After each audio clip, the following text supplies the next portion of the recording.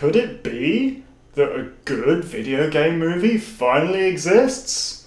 Lokta Oga!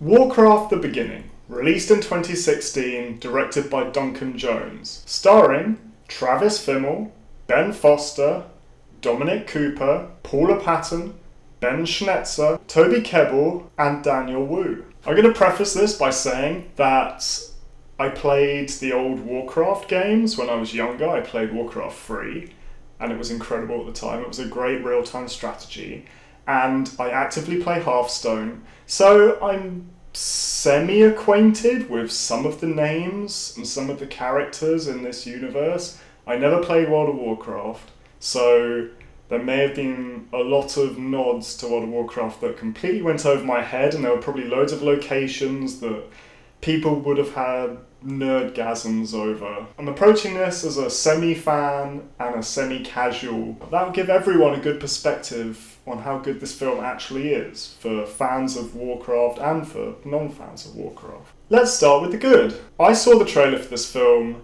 and wrote it off completely. I thought that this film was going to be absolutely terrible based on the trailers that they released. I had zero expectations going into this. And actually, I came out feeling good about this film. This film had an epic story. And you could tell that the Warcraft lore is really deep and there's a lot to it. You could tell that Duncan Jones really loved this franchise because there were so many details in there.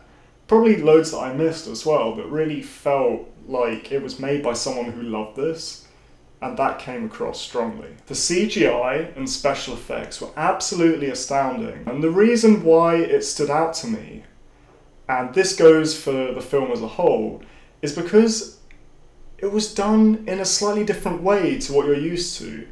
The way they presented magic and the way they presented their vistas and the orcs, it was slightly different. It didn't look like just every other film.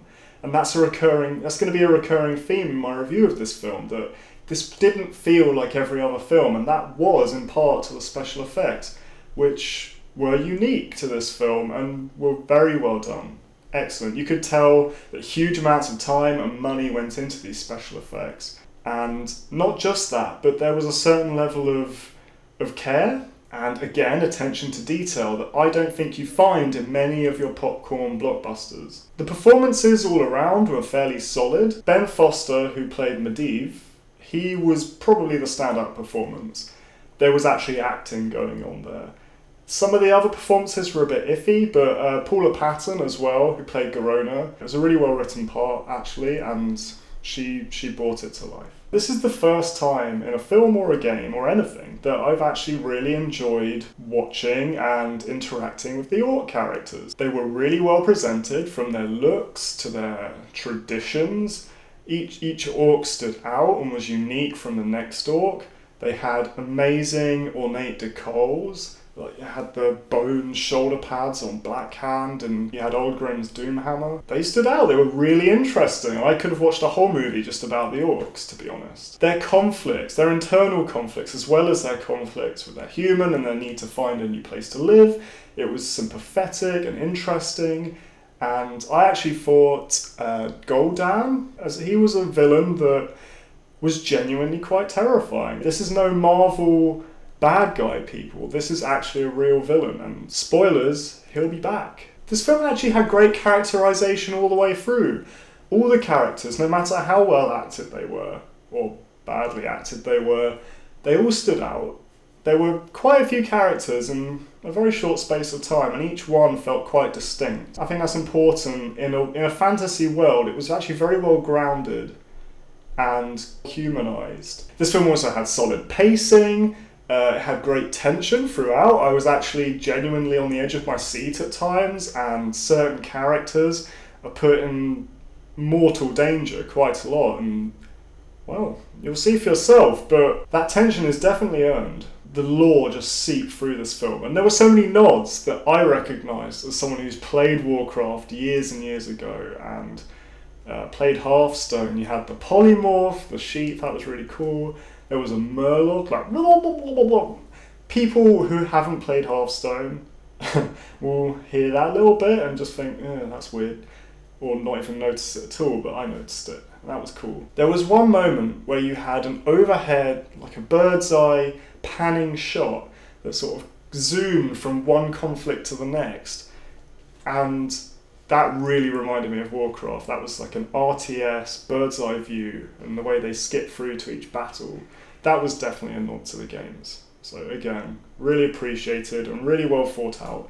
This whole film felt like if you watched it again and you know the lore, you would get a lot out of this film. But I think there was also a lot there for people that weren't fans of the Warcraft franchise. So the negatives, there were quite a few, but they didn't necessarily detract from the film too much. There were a few wooden performances in this film, none more so than Dominic Cooper's character, Lane Rin. Or I'll call him Lame Rin from here on, because he really was. His delivery, it was like watching Sharknado or one of those ilk of films. Like, all his lines were delivered so flatly. It was like, I am expositioning right now. We are in mortal danger. I was like, come on. You know what? Maybe he was part of the reason why some of this, and this goes on to my second point, some of this felt like a TV movie. There were a few moments where I just sort of came out of the film and was like, this feels really budget, guys. Really budget. I think partly that was three things. One was the acting, which was a bit patchy in places. So Ben Foster and Paula Patton were great. Travis Fimmel and Dominic Cooper, yeah, okay. And the humans so the orcs looked amazing. All their budget went into the orcs. The humans, their swords, they looked like they were made of plastic. And the armour, see, I know that they're mirroring or trying to get across the look and the aesthetic from the Warcraft games. But for someone who hasn't played the Warcraft games, it looks like a bad cosplay. You compare that to the intricacy of some of the Lord of the Rings costumes. You never are taken out of the film by how budget some of the costumes look, and this was distracting in Warcraft. I felt like sometimes I was watching a fan-made movie. None of those times were when the orcs were on screen though. The third aspect of this that was a bit dodge was the actual script itself. In terms of structure, the beats were kind of all over the place. It didn't follow a normal film structure, and also the dialogue for some of the characters, it was really hammy dialogue in places. There's one moment where the father and the son are in the heat of battle, and he's just giving his son a lesson, and it's all tongue-in-cheek, and it's delivered very flatly. So again, that sort of played into that. This was made for TV feel. And last but not least, I feel that if you don't know the lore, if you've never played Warcraft, you never played Hearthstone, you never played World of Warcraft, then you're going to be a bit confused because you're just constantly bombarded with places and names. And the story itself is easy to follow. Anyone can follow the story. But actually keeping up with all the names that are thrown out, I mean, at one point, they stopped calling the main character Lothar and start calling him Anduin. And I was like, okay, they haven't really introduced that at any point. Why are they suddenly calling him Anduin? I mean, I looked it up later and he was actually called Anduin Lothar, so yeah, makes sense, but I had to look that up. And like you got Stormwind and Blackrock and Doomhammer and all these random names are thrown out, and I think that could be off-putting or difficult to follow. So there were negatives, but I really don't want that to take away too much, because I really feel that this was a good fantasy film. Final verdict?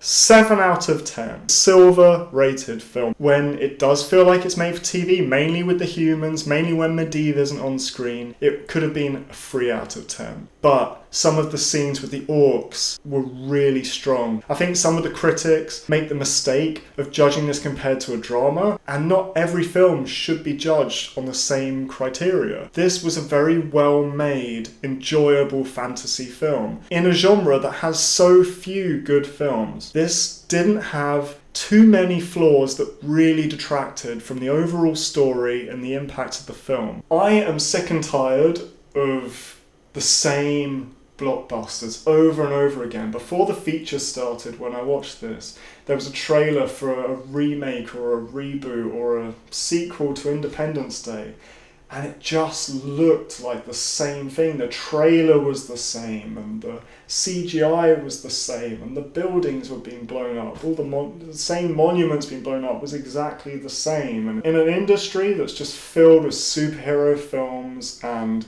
dumb blockbusters, I actually applauded this film for trying something different. Duncan Jones created a fresh blockbuster.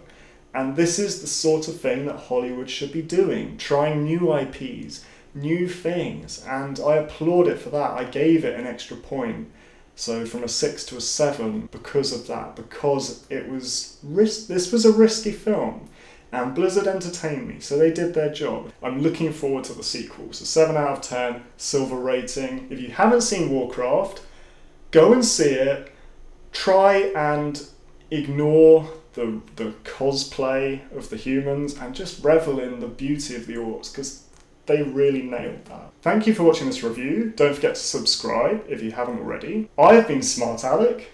Goodbye for now, and until next time.